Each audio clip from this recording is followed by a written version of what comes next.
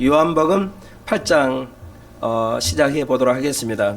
7장을 다 하지는 못했는데 또 이제 전체 맥락은 이제 우리가 공부했기 때문에 또 기회가 되는 대로 8장에서도 한 번 더 적용하도록 하겠습니다.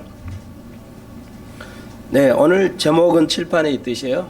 가늠한 여인, 그리고 오늘 성가대도 수고해 주셨는데 네, 12절에 나는 세상의 빛이다. 네, 생명의 빛을 얻을 수 있다. 이 두 가지 제목을 가지고 네, 오늘 요한복음 8장을 살펴보도록 하겠습니다. 잘 깨달을 수 있도록 한 번 더 기도드리겠습니다. 주님, 오늘 우리가 추수감사절로 지킵니다. 하나님, 늘 삶에서 감사하지 않으면 우리가 우울증에 빠지는 걸 잘 알고 있습니다. 어떤 환경에서도 감사할 수 있어서 또 우울함과 애로움과 그 나약함에서 벗어나 승리할 수 있도록 오늘도 감사함으로 나가게 하시고, 오늘 이 말씀을 배울 때 우리가 깨달아 또 죄를 자복하고 이 땅에서 빛으로의 삶을 살아가는 귀한 죄들 되게 해 주옵소서. 예수님의 이름으로 기도하옵나이다. 아멘. 네, 7장을 한 번 더 복습하면요. 네, 성경 전체에서 어떻게 보면 요한복음 7장이 가장 중요한 절 중에 하나라고 할 수 있습니다. 그만큼 7장은 중요한데요. 근데 대부분 우리가 하나님의 말씀을 들여다보면은 요한복음 7장을 듣기가 실상 어렵습니다. 굉장히 듣기 어려워요. 다시 한번 우리가 믿음을 온전하게 하려면 성경 전체를 배워야 됩니다. 다시 한번 우리가 믿음을 온전하게 하려면 성경 전체를 배워야 됩니다. 그냥 일부분만 한 절, 한 단어 떼가지고 이렇게 공부하면 우리가 100년을 살지도 못하는데 100년 배워도 다 배우지 못합니다. 이렇게 해서는. 그러니까 모든 공부가 그렇습니다. 다시 한번 모든 공부가 전체를 배워야지, 단원의 모든 단어를 다 배워야지, 상당수를 빼먹고 배우면 정확하게 알 수가 없습니다. 이건 상식입니다. 그러니까 여러분, 예수를 배우려면 예수에 관한 모든 저술, 성경 66권이죠. 하나님에 대해서, 성령에 대해서 알려면 성경보다 더 정확하게 기록된 성경이 없어요. 다른 말씀이 없어요. 문헌이 없다고요. 세상의 문헌은 지금으로부터 500년 전에, 그러니까 1500년 이전의 문서는 거의 고고학적인 가치만 있지 거의 실제적으로 쓸 수 있는 가치가 거의 없습니다. 그 정도로 현대가 발달은 했지만 그냥 1000년 이전의 것은 아주 그냥 거의 없어요.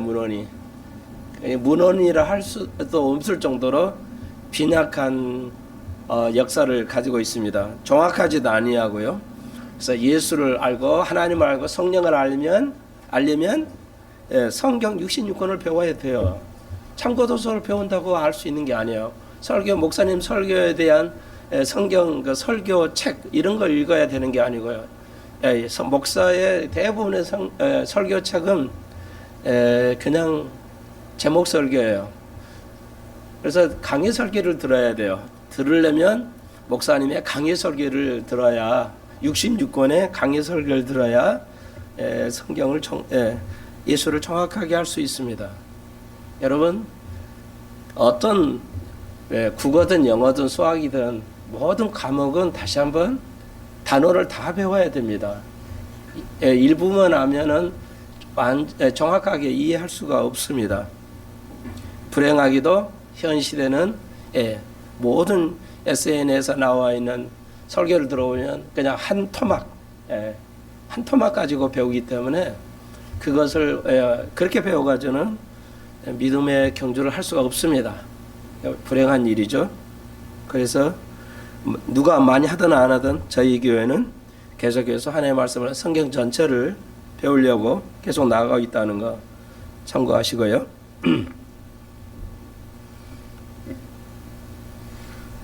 네, 오늘 제목 다시 한번요. 가늠한 여인과 예수면 나는 세상의 빛이다는 제목입니다.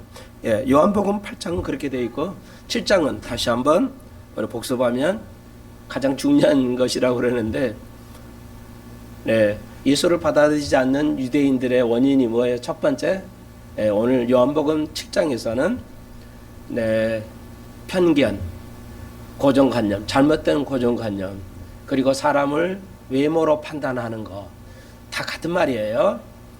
편견은 누구나 있어요. 손 목사도 편견을 없애려고 애를 쓰고 있고 느끼고 있어요. 여러분 어떠신가 봐요.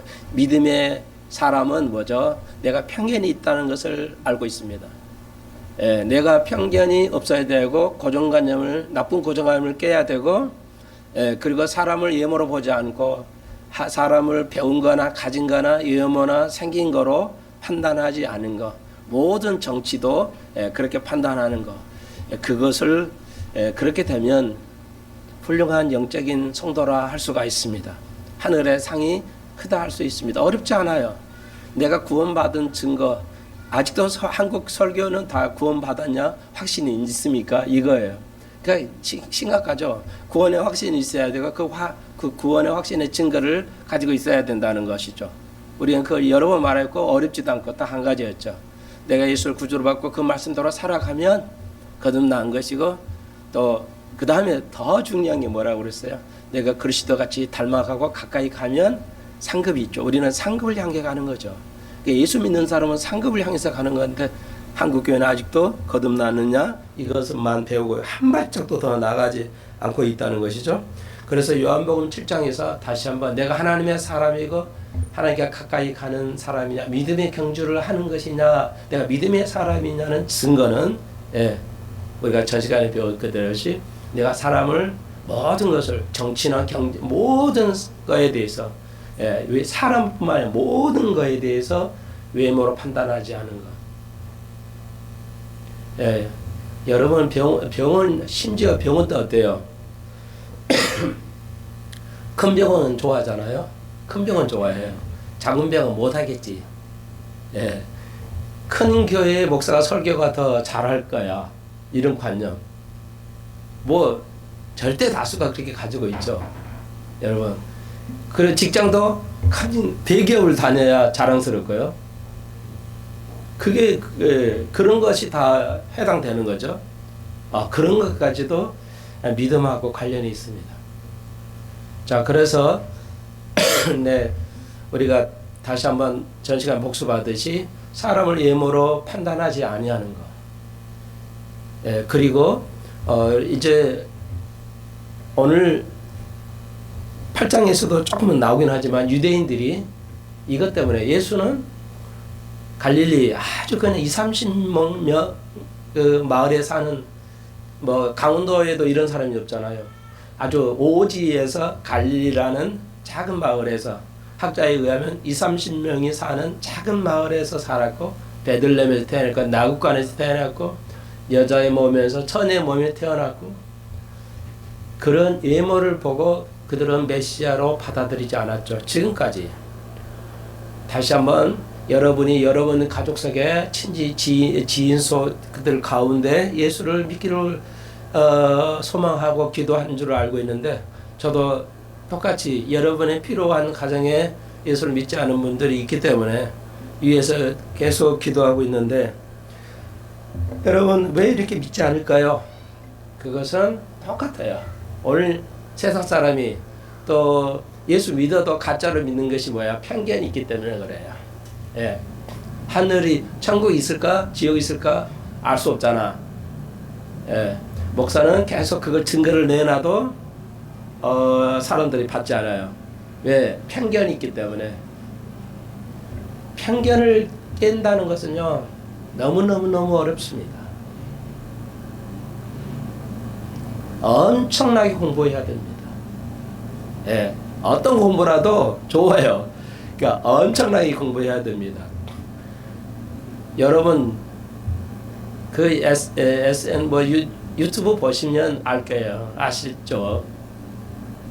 뭐 지금 하마스가 이스라엘과 하마스 전쟁 뭐 엄청 쏟아지잖아요. 그거 누가 그걸 SNS에 올립니까? 유튜브 보시면 누가 올려요?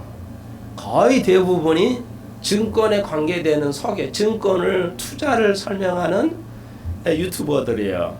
교수도 포함해서요.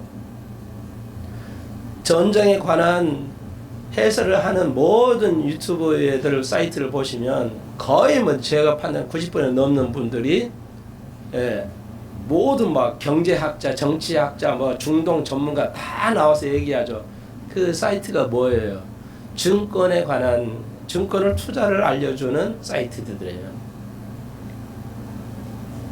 우리가 알다시피 증권은 전문가들이 말하죠. 굉장히 공부해야 됩니다.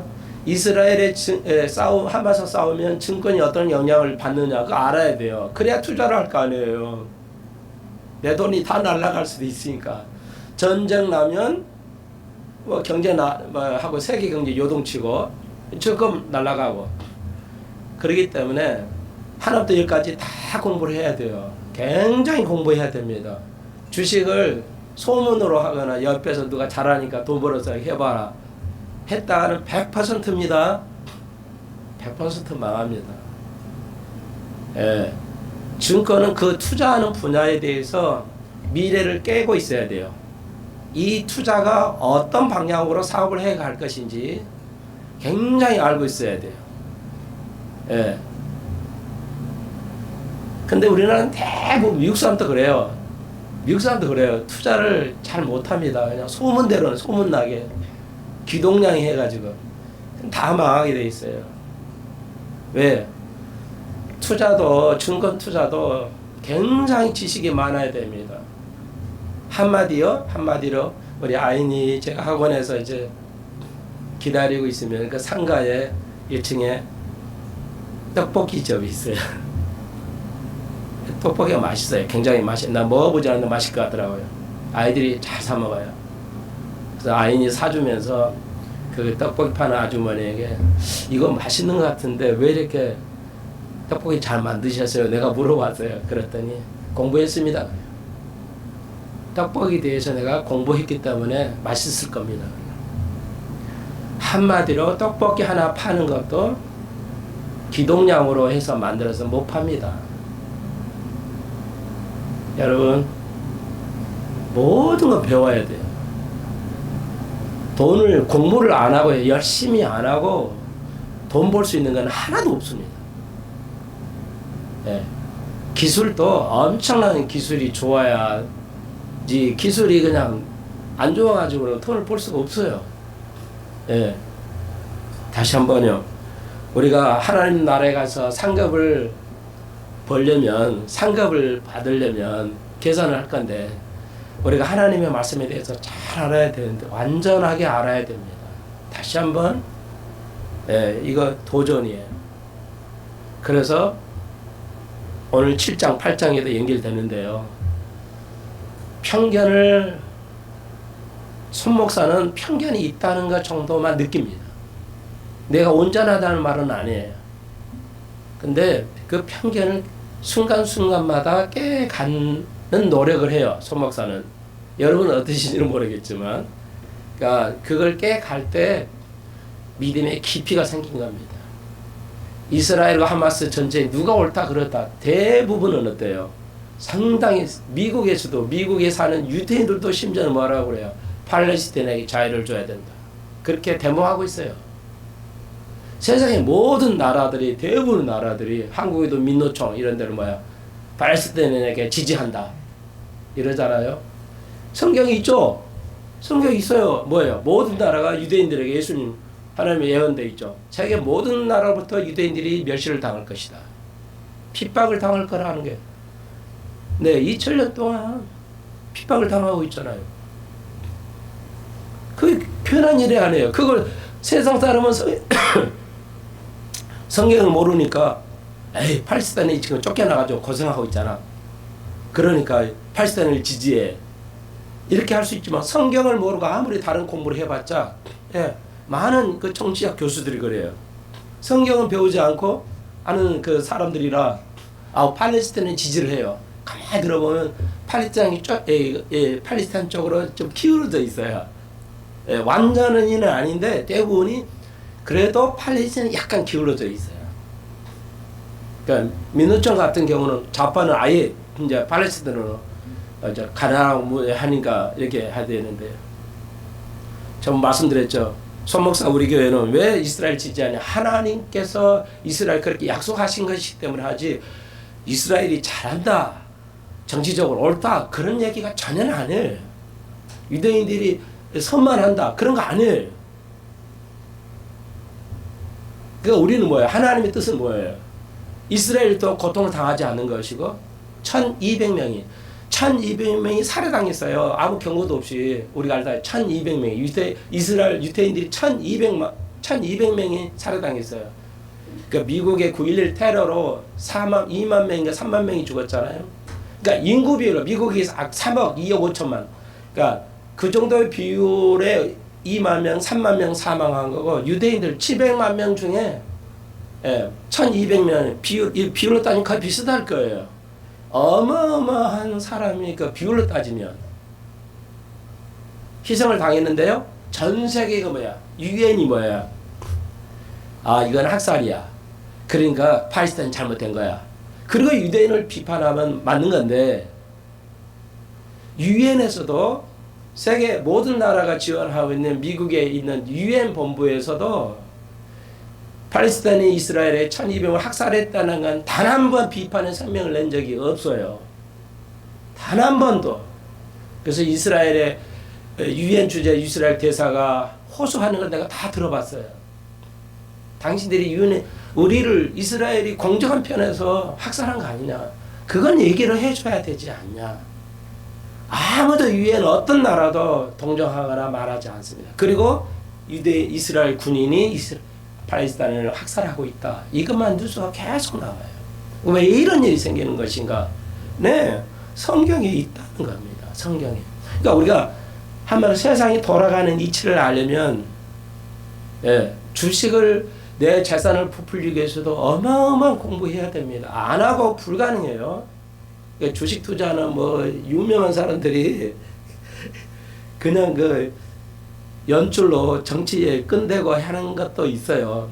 그네들은 다 그 사람들의 세계를 주문할 거래요. 그렇기도 하고, 대단한 그 어마어마한 식견력을 가지고 있습니다. 그러니까 세계적인 투자에게 증권으로 막 돈을 벌었잖아요. 제 2의 뭐 투자 많이 한, 지금 생각 얼떨 안 나니까 투자자들. 그분에게 기자가 물어보죠. 당신 이런 거에 금융으로 돈을 많이 벌었는데 농부하면은 당신 그만큼 벌 수 있겠습니까? 이렇게 질문해요. 그러면 나는 어떤 분야에 가도 이만큼 투자해서 벌 수 있다. 농사에서는 돈을 벌 수가 없거든요. 농사로는 돈 못 벌어요. 그런데도 자기가 농사를 해서도 벌 수 있다는 겁니다. 그 정도로 지식이 많아요. 지식이 없으면 돈을 벌 수가 없습니다. 다시 한번, 우리가 하나님 앞에서 상을 받으려면 그게 유일한 목표인데, 하나님의 말씀을 알아야 돼요. 하나님의 말씀. 다시 한번 결론을 먼저 얘기해야죠. 여기 59절, 여기 31절 59절인데 쭉 있는데 그냥 줄였어요. 그래서 31절 이하에 보면 제자가 나오죠. 너희가 내 제자가 되면 진리가 너희를 자유케 하리라 말씀을 하시죠. 다 이해하시잖아요. 제자를 여기서 꺼내줘요. 이게 뭔 말이냐? 여기 보세요. 이거 문맥이라고 그러죠. 이걸 볼 수 있어야 정확히 보는 겁니다. 제자를 여기서 꺼냈어요. 또 어디서 꺼내고 이렇게 아주 여기서 꺼내고 저기서 깨자고 그러잖아요. 네가 내 제자를 하면, 마태복음에서 뭐라, 네가 내 제자 되려면 나의 십자가를 지고 너의 십자가를 지고 너를 부정하고 나를 따르라 그러죠. 제자 도예요. 제자의 조건이에요. 여기 제자의 조건을 또 한마디 하셨어요. 뭐라고요? 32절에 내 말에 거하면 참 내 제자가, 내 말에 거하면 네가 나를 이해하고 내 말을 연구하고 그 말대로 살아가면 내 제자가 되는데, 그러면 결과적으로 어떠냐? 진리가 너희를 자유케 하는다. 진짜 참 제자는 뭐예요? 진리가 우리를 자유케 해요. 진리에 대해서, 지식에 대해서 부족하지 않는다는 거예요. 부족해. 자유를 누린다는 것은 아주 올림픽 그 선수들 보십시오. 굉장히 자유스럽잖아요. 그 어려운 기술을 자연스럽게 하잖아요. 그러니까 지식 있는 사람은 수학 문제 같으면, 수학의 전문가는 뭐야? 그 어려운 문제를 편하게 풀어버리거든요. 예, 편하게 풀어요. 왜 이렇게 쉽게 풀어요? 그게 자유함이 있어요. 우리가 진리를 알면 참 제자의 증거는 뭐야? 진리에 대해서 자유스러워. 성경 유식은 훤히 알아야 돼요. 훤히 깨닫고 편하게 그냥 자연스럽게 고통스러우지 않게 이해하고 있어야 돼요. 이 수준이 돼야 되는 거예요. 그래야 돼요. 그러니까 뭐야? 하나님의 말씀을 깨달아야 제자가 된다는 거죠. 문맥상으로니까. 뭘 깨달아요? 세상의 빛. 내가 세상의 빛이잖아. 근데 너희는 그러니까 요한복음 8장에서 너희는 세상의 빛이냐 이거야. 예수님 내가 세상의 빛이라고 하세요. 그러니까 다시 말해서, 그래서 마태는 뭐라고 했어요? 너희는 세상의 소금이고 너희는 세상의 빛이라고 다 알아요. 우리가 같은 말을 또 하셨어요. 예수님께서 내가 세상의 빛이다. 이 말은 뭐예요? 너희가 세상에 빛된 노력을 하냐? 그러려면 뭐야? 깨달아야 된다. 뭐야? 하나님의 말씀을 깨달아야 된다는 거죠. 하나님의 말씀이 우리 속에 거해야 된다는 거죠. 그러면 1절 11절까지 여기 하나님이라는 헬라어 첫 그 문자 이렇게 쓴 거예요. 죄송하지만, 예. 하나님의 의, 하나님의 자비. 자, 뭘 알아요? 하나님을 배우죠. 하나님은 이제 요한복음 1장 1절로 8절에 하나님은 뭐예요? 하나님의 속성은 두 가지가 있어요. 하나님의 속성은 두 가지가 있어요. 크게 나눠서 의가 있고, 하나님의 의 있고 하나님의 자비가 있어요. 그러니까 하나님의 특성이 그거예요. 하나님의 속성이라 할 수 있고, 특성이 뭐냐? 하나님에 관해서 지금 쓰고 있어요. 요한이. 다시 한번, 요한은 예수에 대해서 제일 많이 아는 사람이에요. 바울보다 더. 자, 이걸 잘 여러분 생각하셔야 돼요. 그래서 하나님을 알아야 된다. 늘 말하고 여러분 또 잘 생활했을까 하시는 고마운데요. 예, 좀 많이 알아요. 여러분 지식이 너무 많이 아시는 거 제가 알고 있어요. 자, 보십시오. 다시 한번 제가 무슨 말이에요 지금? 우리 교회에 지금 많은 사람들이에요. 하나님을 믿어야 할 사람이 많아요. 너무 시간이 없어요 지금. 여러분이 삶을 살았지만 어때요? 시간이 너무 없다는 거. 시간이 많이 있을 것 같지만 시간이 없어요 사실. 예수 믿을 시간이 너무 없어요.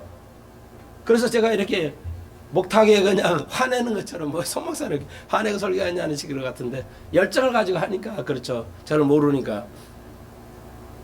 시간이 많이 있지 않아요. 우리가 삶을 살아가는데 시간이 많이 있지 않아요. 그래서 세상에도 멋있는 말이 있잖아요.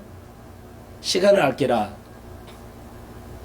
시간을 다스린 자가 역사를 다스린다, 이런 말이 있잖아요. 교회 오는 시간, 직장 나가는 시간, 공부하는 시간, 또 뭐 하는 시간을 잘 이렇게 조절할 수 있으면 승리하는 사람이죠.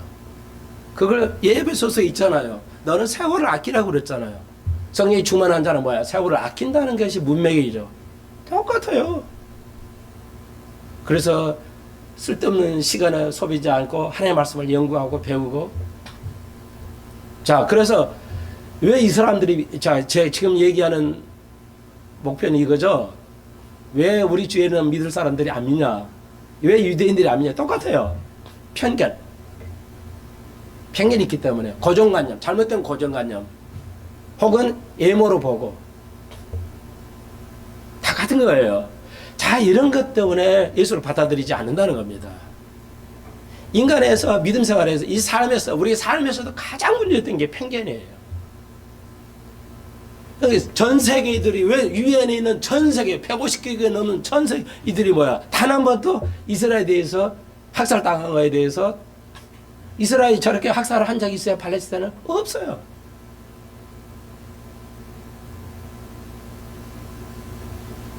그래도 전 세계가 편견을 가지고 있죠. 이스라엘 저놈이 나쁜 놈이야. 이게 무서운 거예요. 편견이 이렇게 무서운 거예요. 이해하시겠어요? 정확하게 판단을 해야 되는데, 논리적으로 판단을 해야 되는데, 편견이 있어가지고 태어날 때부터 편견이 생겨요. 환경에 의해서. 저도 그게 이제 칼빈에 대한 편견이 있었죠. 죽어도 칼빈은 옳다고 생각을 했어요. 아무 논리도 없었어요.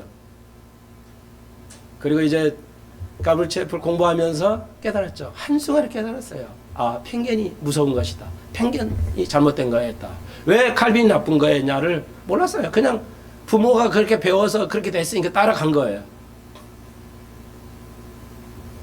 목사는요, 제일 오는 게 뭐예요? 성도들하고 친척, 형제들, 가족끼리 가장 그걸 반대하면서 나아가는 거. 예수도 그랬잖아요. 동생들이 안 받아들였잖아요. 여러분 또 받아들여요? 야, 그 예수 믿어서 뭐 하냐는 거죠. 편견이에요. 그러니까 인간은 그렇게 약점이에요. 인간의 최고의 약점이 편견이에요. 판단을 하지 못한다는 거, 깨달지 못한다는 거. 그렇게 유엔 대사들이 그렇게 유엔 본부에 있어도요, 못 깨달아요. 객관적으로 보면 이스라엘이 그렇게 잘했는데도 1200명이, 우리나라가 1200이 북한에 쳐들어왔다 해봐요. 죽었어요. 해봐요. 근데 유엔은 아무도 그렇게 안 해요. 우리를 비판해요. 그런 경우에 돼요. 그래서 우리가 기도하고 그들의 편견이 깨져야 된다는 거예요. 그 편견 속에는 가장 밑바닥이 있는 것이 죄거든요. 자, 그래서 오늘 요한복음 첫 장에서 요한복음 1장 1절로 11절까지는 이건 요한이 쓰지 않았다고 대부분의 학자들이, 어느 학자들이 얘기하고 있습니다. 이것은 성경에 원래 없었던 것이다. 그러니까 중세기 때는 이게 사본에 있었는데 그 이후에 사본이 없어요. 요한복음 여기 가늠한 여인의 사건에 대한 얘기가 없습니다. 그렇다고 해서 이것은 영감이 없는 거야. 이걸 다루지 않아야 돼. 그런 건 아니에요. 절대. 다른 사본에 또 있기 때문에 오늘 우리가 이 가늠한 여인에 대해서 배울 거예요. 근데 그 문맥을 보십시오. 금방 말씀드렸죠. 하나님의 특성 가운데 두 가지. 하나님의 의하고 하나님의 자비가 있어요. 이게 하나님의 특성이에요. 인간의 특성이 뭐예요? 죄 속에 있기 때문에, 죄의 근원이 있기 때문에 우리가 편견을 가진다는 것입니다. 그러니까 하나님과 인간이 이렇게 달라요. 그러니까 하나님을 알고 깨달으면 이 편견이 점점점 무너져 가는 거예요. 그러니까 그게 최고가 되는 거예요. 그러니까 나이 드시면, 저도 나이가 좀 들어간지 알겠어요. 나이 들면 모든 걸 포기하고요, 스스로 판단해요. 편견을 가지게 돼요. 나이 들어갈수록. 그럴수록 뭐 또 안 하게 되고, 싸우면 되고, 교회도 잘 안 나오게 되고. 교회는 젊은이들이 나오지 노인들은 나갈 좀 창피하지 않냐. 이런 건 다 편견이에요. 노인 어르신이 교회에 나오면 어때요? 얼마나 더 존경스러워요. 그렇죠. 우리는 이제 나이 들으시는 본인은 뭐야? 창피함을 느껴요. 그거 편견이거든요. 그러니까 젊은이들 카페 가는데 어르신들은 못 갑니까? 가야죠. 그렇지만 우리의 편견은 뭐야? 젊은이도 좀 싫어하는 것도 있지만 우리 어르신 자체도 젊은이 간데 우리가 갈 수 있겠어. 이게 편견이에요. 이걸 깨면서 가야 되는 거예요. 할 수 있어야 돼요. 남이 나에게 뭐래도 내가 하는 거예요. 직장에 대해서, 직장을 사람 얘기하죠. 직장이 좋으면 좋은 거, 이건 나쁜 거, 편견을 가지고 있잖아요. 하나님 보시기에는 다 똑같은 거예요. 필요해서 주신 거예요. 자, 그래서 우리가 편견에서 벗어나서 세상의 빛이 되려면 뭐야? 여기 보세요. 1절로, 요한복음 1절로 11절 내용이 뭐야? 가늠한 여인 나오죠. 자, 이것만 잠깐 얘기할게요. 가늠한 여인이 나와요. 그래서 이제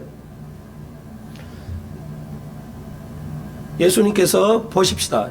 조금, 그러니까 7장 53절 끝자리에 다 각각 집으로 돌아갔죠. 1절이라고 표시가 없죠. 우리가 가지고 있는 성경은. 근데 다 다 집으로 돌아갔어요. 하나님 7장에서 이 끝나고 다 집으로 돌아갔어요. 예수님은 1절로 예수님은 감난산으로 가셨다 이렇게 되어 있어요. 가셨다 뭐 좋아요. 여러분 이런 거 하나도 놓치면 안 돼요. 모든 사람 각기 자기 집으로 돌아가는데 예수님은 감난산으로 가시 이 뭐예요? 이게 뭘 의미하죠? 예수님은 집이 없다는 거죠. 갈 집이 없어요. 평생 살았어도 집이 없어 그냥 감난산으로 가서 기도하러 가신 거예요. 예수님 왜 이렇게 살았을까? 요한은 왜 이걸 보고 지르고 있을까? 뭐 이런 거 따지면 한이 없는데요.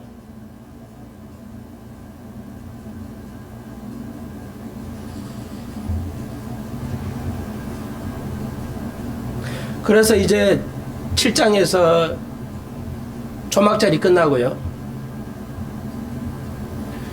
이스라엘 7절기 기억하시라고 그랬죠. 마지막 절 7절기가 이제 천년왕국의 예표인데요. 그러니까 그때는 천년왕국 때는 예수님이 왜 여기서 나는 빛이라고 했냐면 초막절에 이스라엘 축제할 때 이제 여인의 뜰에다 불을 지펴요. 제사장의 옷을 낡은 옷을 심지로 해가지고 이제 그러니까 제사장 옷에 낡은 옷을 해가지고 심지를 만들어요. 그래서 불을 지펴요. 그래서 우리가 조상들이 우리의 모세에 있던 조상들이 구름기둥과 불기둥으로 인도하셨다는 것을 회상하는 거예요. 그리고 그 빛이 예수가 있고 그 예수가 이제 빛이 되어서 천년왕국 때 지배하는 거죠. 그거예요. 그래서 8일째 끝나고 아침에 다시 초막절 아침에 다시 성전 들어와서 얘기하시면서 이제 그 나는 세상의 빛이다. 그 빛을 비췄기 때문에 그 상황에 맞춰 예수님은 내가 세상의 빛이라는 말씀을 하신 것인 거예요. 우리가 그래서 빛이고 우리가 빛된 삶을 살아야 되는데 어떻게 빛된 삶을 살아가냐? 다 할 수 있죠. 각자가 할 수 있어요. 내가 빛으로서 삶을 살아간지는 뭐 다 알 수 있는 건데 자 봅시다. 그러면 우리가 빛을 하려면 여기서 문맥을 보니까 뭐예요?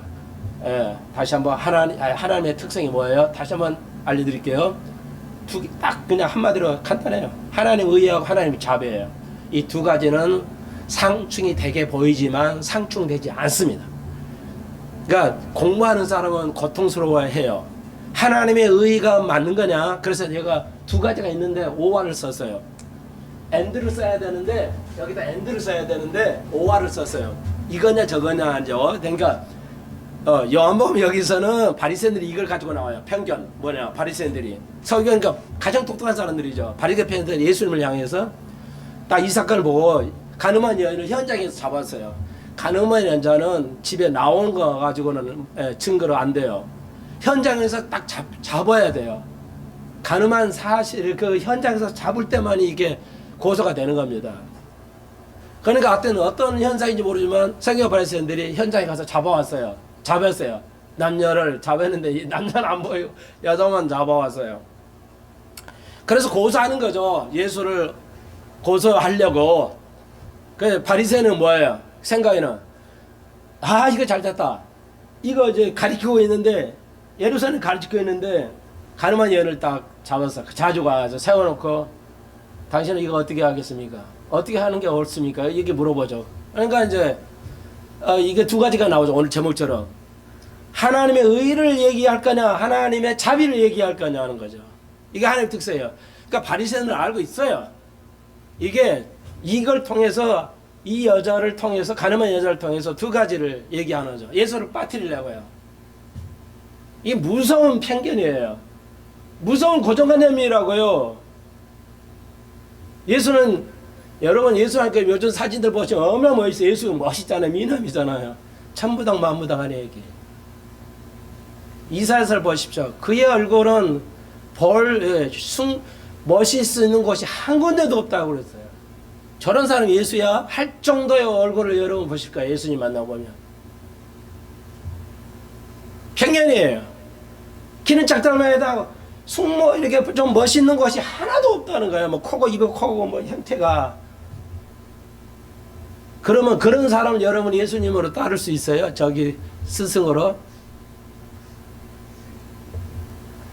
TV도요. 영어 아무리 잘해도요.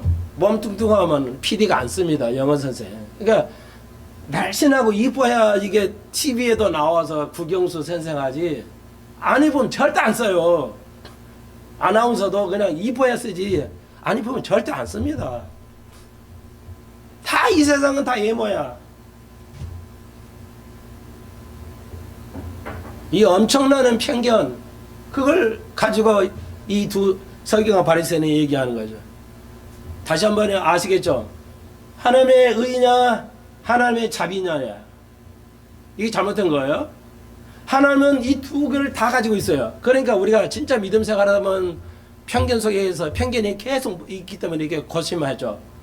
왜 하나님은 의롭다 하시는데 의로움을 행사하려면 심판을 해야 돼. 잘하는 사람은 잘하는 사람 상을 주고 잘못한 죄를 보험한 자에게 벌을 줘야 돼. 그게 의야. 자비는 뭐야? 그 잘못한 걸 용서해 줘야 돼. 그럼 반대의 성격이 있잖아요. 반대의 것이요. 근데 반대의 것임에도 불구하고 이 두 가지는 조화롭다는 것이 믿음의 사람의 결정적입니다. 세상의 빛이라는 것이 뭐냐면 이 두 가지가 세상 사람이 볼 때는 반대의 특성을 가지고 있어도 우리 믿음의 사람은 이게 합한다고 보고 있어요. 이걸 고려할 수 있어야 믿음의 사람들이에요.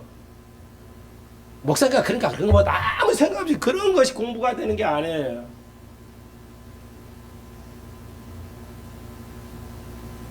이해하시겠어요?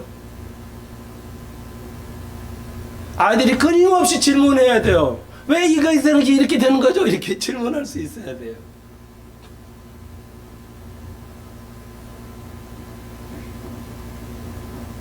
그런 수고가 없이는 우리가 하나님 앞에 나아갈 수가 없습니다, 여러분. 바리새인가 알고 있었어요. 근데 잘못 알고 있는 거 뭐야? 하나님의 특성은 두 가지지. 예수를 거기에다 그냥 고소해가지고 완전히 그냥 이제 잡으려고 됐어. 속으로 쾌재를 부르겠죠. 그리고 한 거예요.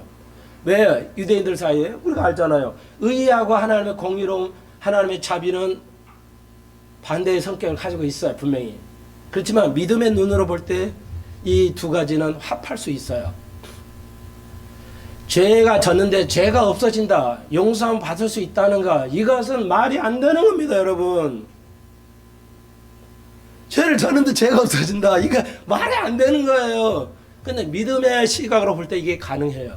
왜? 하나님을 알면. 근데 세상 사람은 이게 편견이 있기 때문에 예수 믿는 사람 쟤 바보야, 논리적이 아니야, 과학적이 아니야, 이렇게 말하는 겁니다. 편견을 가지고 있는 거예요. 죄 때문에. 우리는 죄 생기 때문에 편견이 있어요. 그래서 요한복음 7장에서 뭐예요? 생수의 변화가 흘러갔죠. 성령의 충만함이 있어야 돼. 성령의 충만함이 없이는 이 편견에서 벗어날 수가 없어요. 다시 한번, 그래서 공부를 많이 하든지 그렇다면 믿음의 사람은 생수가 이 배에서 솟아나야 된다, 예수님 말씀하시죠. 요한복음 7장에서 뭐예요? 성령이 충만해야 이 편견에서 벗어날 수 있다는 뜻입니다. 성령이 충만하면 죄가 없어져요. 그래서 이 IQ가 높아지고 판단하는 게 생기는 겁니다. 아시겠어요?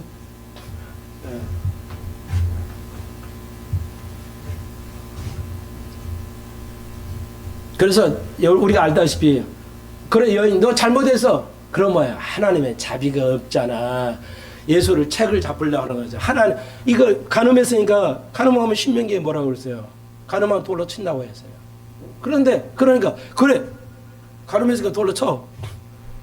그러면 자비를 또, 저 예수란 사람은 자비가 없잖아, 딱 이렇게 나오니까 걸려들 수 있고. 그렇지 않고, 그래 당연히 그건 쳐야 돼.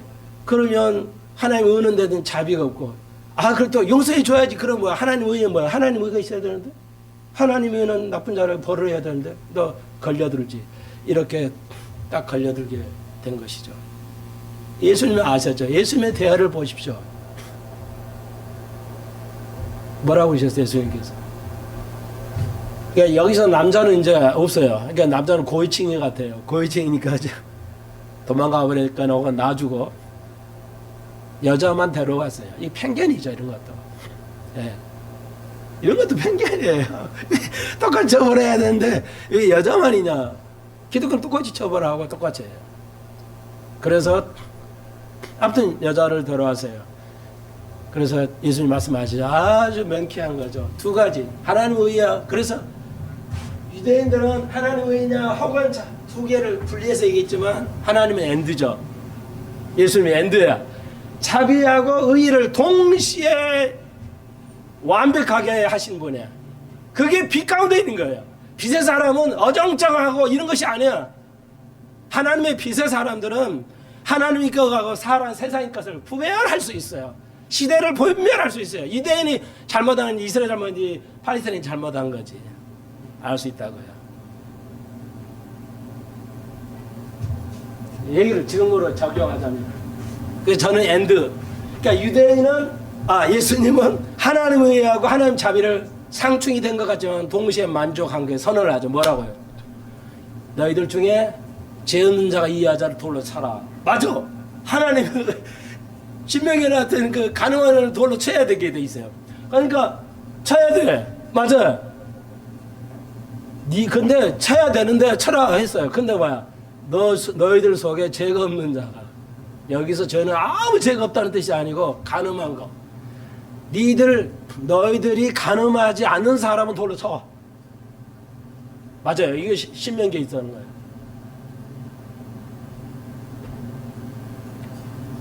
아무도 못 치잖아요. 왜? 여기 성경은 뭐라고 그랬어요? 불절 이 말씀을 듣고 양심의 가책을 받아 어른으로 시작하여 젊으니까 하나하나씩 나가고 예수와 여인과 혼자 있더라. 가책이라 양심의 가책이라 나는 원어를 영어만 봐도 정확한데 convict. 그러니까 내가 죄인이라는 게 인정한 거야. 양심이 호소를 했어요. 양심으로 판단해 보니까 죄라고 내가 가능했거든. 그러니까 늙은 나이 든 사람은 또 젊으니까 다 가버린 거야. 하나님의 의를 성취했어요. 이 사건도 하나님의 의를 드러냈어요. 하나님의 의를 드러냈다고 빛을 드러냈어요. 이해하시겠죠? 그리고 이제 돌로 칠 수가 없죠. 그러니까 이건 적용한 판사들, 검사 다 맞아. 가늠한 걸 기소하려면 자기는 가늠 안 해야 돼요. 돈에 대해서 깨끗하면 그 검사는 기소해야 되고 판사는 그걸 해야 돼요. 지금 시대가 그러나요? 그러지 않을 것 같아. 미국의 전 대통령을 트럼프를 기소하는데 검사들 다 썰어서 돈 먹고 기소하고 있어. 세상이 다 하는 얘기야.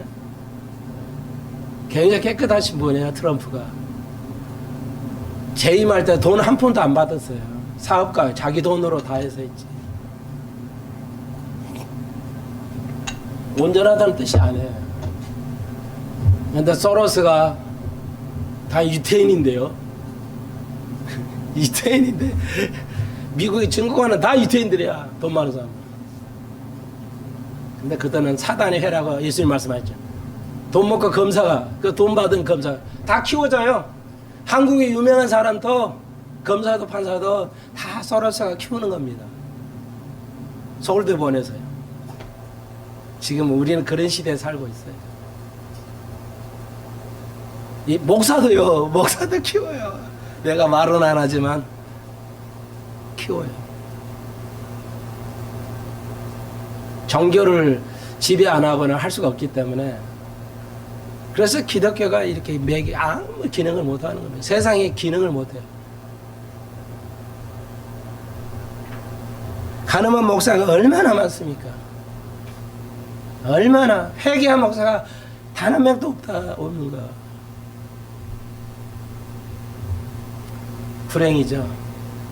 그래서 예수님께서 보라 있냐? 너를 택하는 자가 있냐? 착한 자는? 그래서 10절에 여자야 너를 고소한 자들이 어디 있냐? 여기서 여자라고 했죠. 예수님에게도 여자는 여기도 여자라고 그랬어요. 이 범죄한 여인에게 예수님이 여자한테 굉장히 존칭합니다. 영어로 번역, 우리말도 없고 영어도 없는데 구태여 영어로 하면 레이디, 레이디 앤 제너맨 이러잖아요. 뭐 어디에서나 우리는 신사 숙녀 여러분, 영어는 숙녀 신사 여러분이잖아요. 미국에서는 여자가 항상 앞에 두죠. 여자를 존중하기 때문에 레이디, 굉장히 점잖고 하는 그런 분을 영어로는 레이디라고 그러죠. 결혼했든 안 했든. 아마 이 여인은 약혼한 여인이 아닌가. 결혼했던 여인이면 이혼을 해서 당했을 것이고요. 약혼했으면 죽습니다. 이제 파혼이 되고 돌에 맞게 되는데, 네, 이런 죄인에게 예수님께서 굉장히 존칭을 썼어요. 우리 같으면 조금만 못해도 화가 막 더럭더럭 나죠. 그냥 열 받고 막 화나는데 예수님은 화를 내지 아니하고 존칭을 썼어요. 여자여, 레이디여, 너를 구원한 적이 없지야. 주여 없나이다. 나도 너를 정죄하지 않다. 너의 죄는 있지만 너를 정죄하지 않는다. 나는 세상의 빛으로 왔다. 내가 이 땅에 와서 정죄하려고 온 게 아니라 세상을 구원하게 해서 왔다는 것을 말해주고 있죠. 그리고 다시는 죄를 범하지 말라. 이 말은 네가 또다시 죄를 지면 죽는다 이런 뜻이 아니에요. 절대 그런 게 아니에요.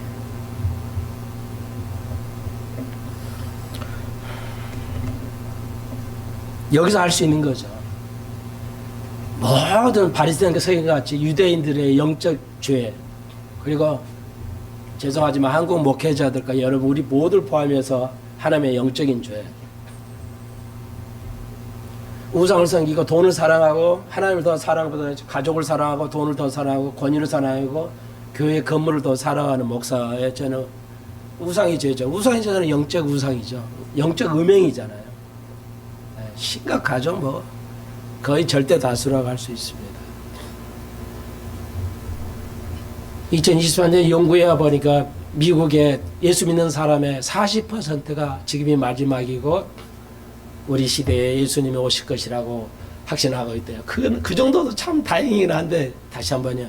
미국 예수 믿는 사람들 가운데 40%만 지금 마지막 되고 우리 시대에 예수님이 오신다. 종말이 오신다. 그것도 그냥 천목사도 한 38%, 한 40%만 휴가하지 않을까. 이렇게 보고 있습니다. 예. 여러분, 뭐 믿을 수 있는 증거인데요. 여러분, 미국이 이렇게 됐어요. 예. 미국의 목사님들은 절대 많은 목사님들이 처녀 마리아에서 예수가 났다는 거 믿지 않습니다. 성령을 믿지 않습니다. 주님 오신다는 믿지 않습니다. 대체 신약으로 말씀드렸죠. 장로교, 특히 장로교라죠. 천년왕국이 없다. 문자적인 천년왕국이 없다. 다 영적인 거다. 영지주의하고 그걸 몰라요. 어둠이 있기 때문에. 성경을 완전하게 이해하지 못하기 때문에, 성령을 완전히 이해하지 못하기 때문에 아직도 어둠 속에 있다는 거죠. 그게 오늘 8장에서 보여주는 사건이라 할 수 있습니다. 저 시계가 안 가는 것 같은데요? 지금 몇 시에요? 그러죠. 저 시계 안 가고 있어요. 계속 보니까. 이제 보니까. 시간이 엄청 많아, 널널하고는 생각했어요. 설계하면서 속으로.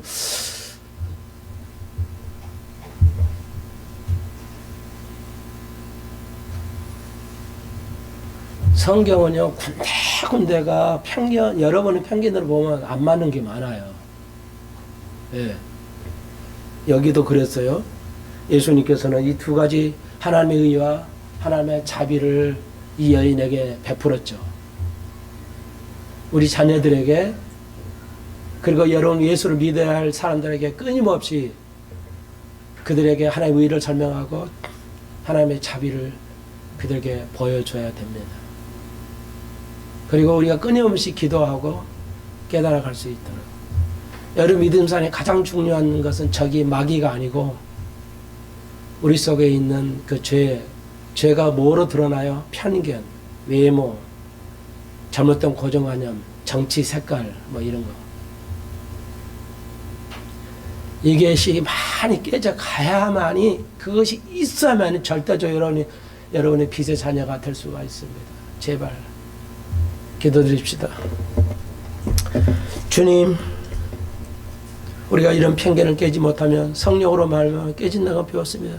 말씀으로 깨진다고 배웠습니다. 참 제자가 되려면 우리가 말씀 안에 거하면 내가 제자 되는데, 그 증거는, 결과는 우리가 진리에 대해서 너무나 자유합니다. 죄에 대해서 우리가 자유함을 누릴 수가 있습니다. 이 정도의 수준에 갈 수 있도록 저희들을 인도해 주옵소서. 예수님의 이름으로 기도합나이다. 아멘.